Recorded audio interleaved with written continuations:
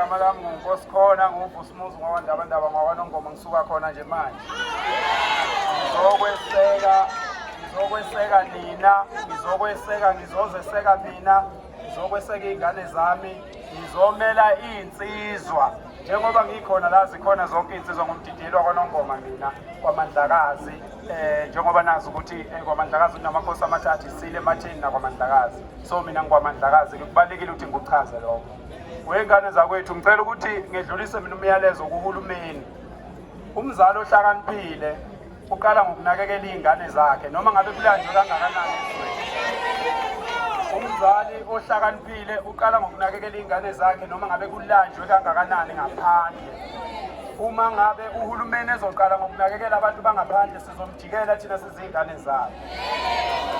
Futhi ngicela ukusho ukuthi uhulumeni angalenzi iphutha lokucabanga ukuthi khona into engavimba thina la eSouth Africa uma sifuna ukulwisa abantu bangaphandle. Njengoba silokhu sikhuluma kahle, hayi ukuthi sikhuluma kahle ngoba sidinga uhulumeni noma sidinga amaphoyisa noma sidinga amasosha.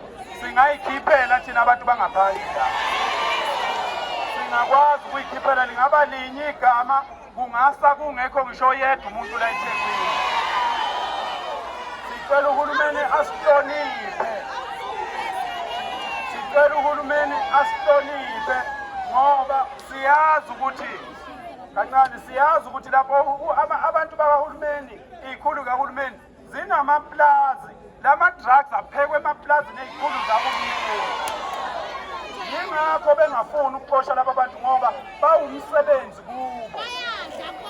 Ama-ID alungiswa kwa-Home Affairs, alungiswa kusho isikhulu sikahulumeni ukuthi akulungiselwe umuntu okufika i-ID. So sicela ukuthi uhulumeni angasithathi kancane, thina sizinsizwa, singayivala yonke lento eyenzakalayo. Siyathokoza kakhulu. Wandile Mototi.